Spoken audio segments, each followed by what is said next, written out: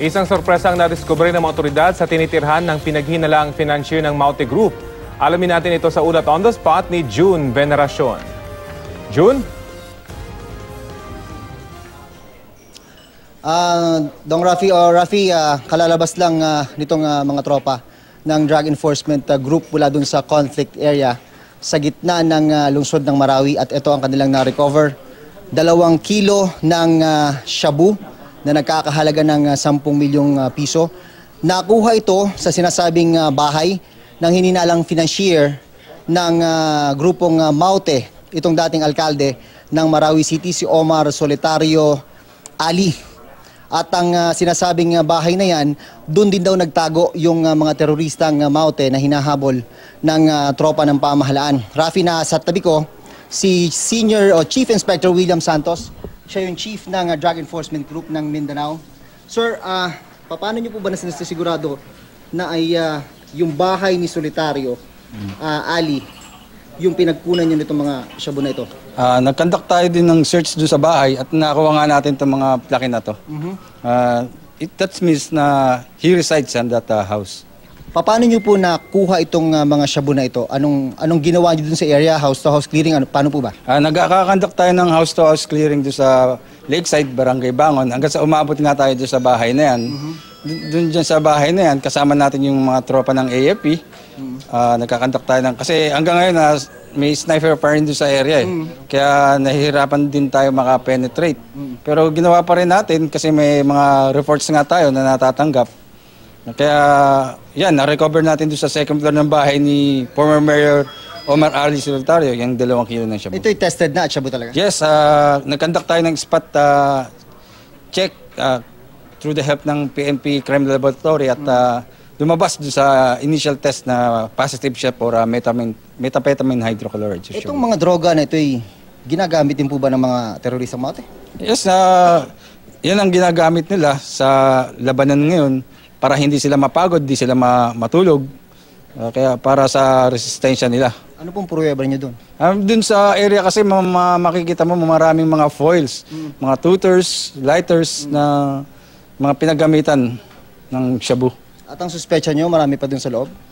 Bine-verify pa natin yung mga impormasyon na yan. Siguro in the next few days malalaman natin pag na-clear na natin yung mga bahay na yan doon sa conflict area. Thank you, sir. At Rafi, sa mga susunod na araw, ay patuloy na magsasagawa ng house-to-house clearing operation ang Drug Enforcement Group ng Philippine National Police para tignan pa rin kung may mga naiiwan pang shabu dyan sa gitna ng bakbakan dito sa lungsod ng Marawi. Rafi. Jun, yung nababanggit na report ni Sir dun sa loob, ito ba'y tungkol lang sa shabu or meron pa silang mga hinahanap, for example, armas or mga pera dun sa mga bahay ng kanilang sinisearch, June? Itong grupo ng Drug Enforcement Group, Rafi, ito particular, ay dinala rito para i-check yung area, para i-check kung meron bang mga suspected shabu or ano pa, iba't pa pang droga dyan sa lugar na yan. Yun yung primary task nila, kaya sila ipinadala dito sa area na ito, Rafi.